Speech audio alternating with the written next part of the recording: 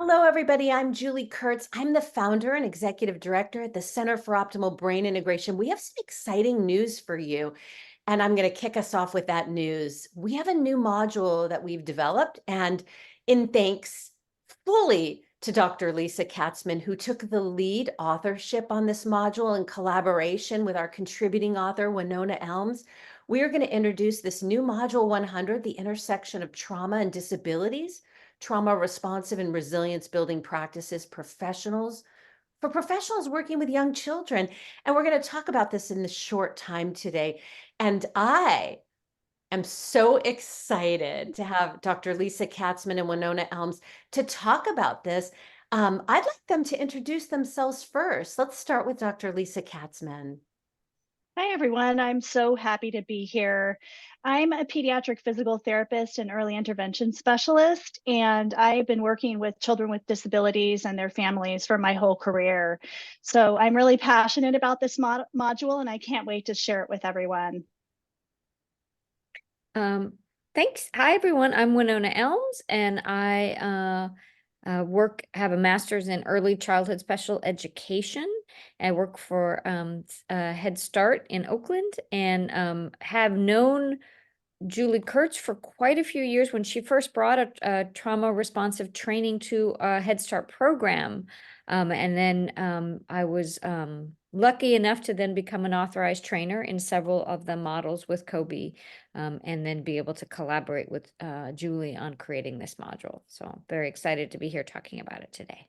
You both are so knowledgeable. You're already authorized in several of our modules. And if anybody wants to know what they're authorized in, our website has a list of all of our authorized trainers, including what Dr. Katzman and Wenonah are authorized in. But the most important thing we're here to talk to you about today is this community that we're bringing the knowledge of trauma, toxic stress, and healing, knowing that generally 50% of our kids under the age of 6 in the United States have experienced trauma.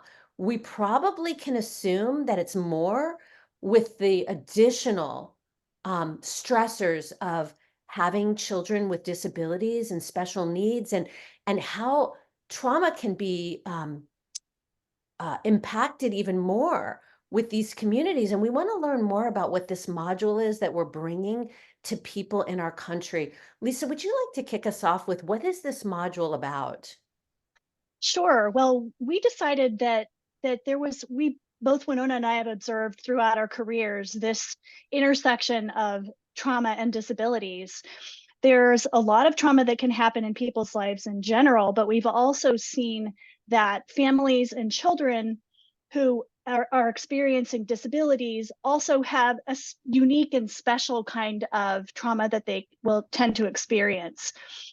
So we felt like it was important to be able to bring information not just about trauma and trauma responsive practice, but also the specifics about how might children with disabilities be affected differently than other children might, and how can we modify the way that we're interacting with them, the strategies that we're using to support them in building resilience and in learning better, and those types of things that are so important for these children and for children in general.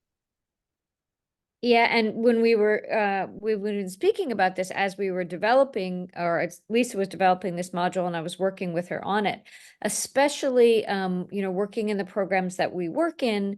We see children who may have experienced a loss of a parent. We see children whose parent may be incarcerated.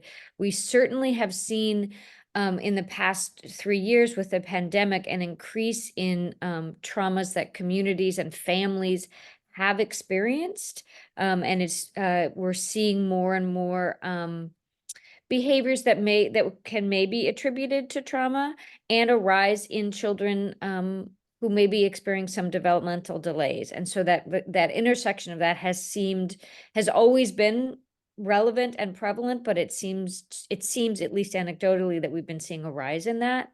And so this feels like a really important time to open up a conversation and a space for learning and knowledge around how to think about this and build practices that help the professionals who are working in the early education field, as well as families, in responding to this and creating spaces that help people learn and grow and feel successful. Wow. Can you both talk about if our listeners are interested in knowing what are the practices, Wenonah, that you and Lisa were just mentioning, and who's the audience for this training, and what are the types of practices? What are some examples of what they may walk away with if they attended this training? Right, so I can kick us off with that. We are we have designed this module to be appropriate for essentially any professional working with young children, and in particular those with disabilities. And it would also be appropriate for any other type of caregiver who's interested in learning more about trauma and also trauma responsive practices. And the idea here is to sort of build the foundational knowledge about trauma and the neurobiology of trauma, and then expand upon that and talk through how the disabilities intersect with trauma and how they impact one another, and how we can support families and children in becoming more resilient and learning better. So we've talked about that quite a bit. And Wenonah, are you thinking of any specific practices or strategies that we might bring up? I think we really talk a lot about building relationships, the barriers that there might be towards building relationships for a child who has experienced trauma and also might have a disability for that child and that family. So around building relationships, so strategies that create safety and that build relationships, including simple things that many educators have already been doing, but we sort of enhance that around creating routines, um, use of visual schedules to create that predictability. So that's just a small, that's just one piece of the things that we talk about in this module, for example. And Lisa, I know there's many more in the module. Right. We spend probably half of our time, if in the full module, we spend probably half of our time talking about strategies, because we want this information to be applicable, right? We want it to be useful in real life. I think it's really powerful too to think about how you're teaching people in this module about the neurobiology of trauma and toxic stress, how we don't really need to know the trauma history, but these strategies that you're teaching in this module are going to be good for all kids, but especially with a focus on communities where there are supporting children with disabilities.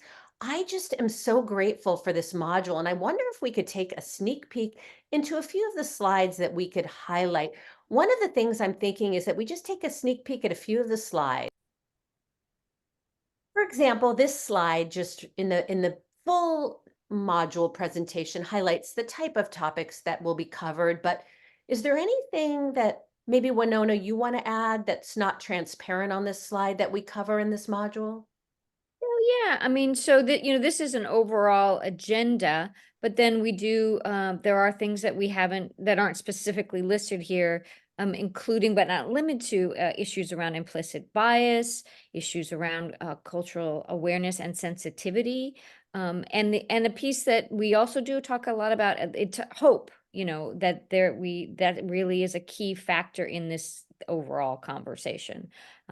But yeah, thank you for bringing this agenda, and there are definitely more pieces to it. I'm so glad that you cover hope because I think trauma leaves us feeling like, is there anything I can do to help a child if they keep going home to toxic stress? And the fact that one teacher can make a difference in the life of a child, that there's hope of rewiring the brain, the body, and the nervous system. Thank you for bringing that up, and culturally responsive practices and addressing anti-bias. I'm really, really thankful that you've both built that into the module. For those listening, how long, Lisa, is this module? So this module can be adapted to whatever you might.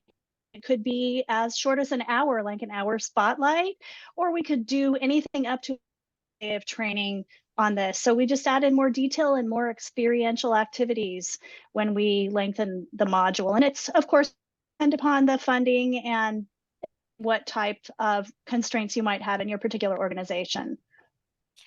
And I did one more piece I just wanted to add. One of the things that I really appreciate about all of the COBI trainings and this one is they really are strength based. We're coming at it from the strength of children, the strengths of their families and their parents, the strengths of the teachers, and all of the skills and strengths that everyone has, that we have as humans, and it's building on those, and that piece, along with that hope piece of what I really do appreciate about this. And I And would add to that as well that anybody can make a difference, and it doesn't take a huge time commitment. It just takes intention, right? Intention and a desire to make a difference, right? It doesn't need a long period of time. You could make a difference in 1 minute, 3 or 4 times a day. I love that you just said that, Lisa, because I'm so grateful for both of you. And I just want to say that Dr. Bruce Perry says that just what you said, Lisa, that in sufficient doses repeated over time, we can rewire the nervous system of trauma impacted children. And what's even more powerful is that not just this strength base and not just that we can make a difference, but our modules are designed to give people concrete strategies, not just talk about trauma or adverse childhood experiences, but to walk away with concrete things that I see that I'm already doing and things that I can add to my toolkit. Gives us a sense of power and control when we are faced with feeling powerless, right? With what kids are going through and our communities are going through. I think we're going to close with this beautiful slide that you've created in the PowerPoint that um, all brains can be rewired and heal from trauma by this concept called neuroplasticity. And I'll add one last thing that out of Harvard, they say that children are building 1 million new neural connections every second in their brain. And all it takes is one adult in the life of a child with it providing that attuned relational connection, that co-regulatory support, safe, predictable environments, and the strategies that you teach in this module will be those very, very tools that will rewire their brains and bodies to be in the optimal zone of regulation to support them in healing and building resilience. Thank you both so much. For anyone who's interested in learning about bringing this module to their community, below in the description are ways to contact us and learn more. So thank you all for being with us today and for being in partnership with us. Lisa, Wenonah, thank you so much. thank you, Julie.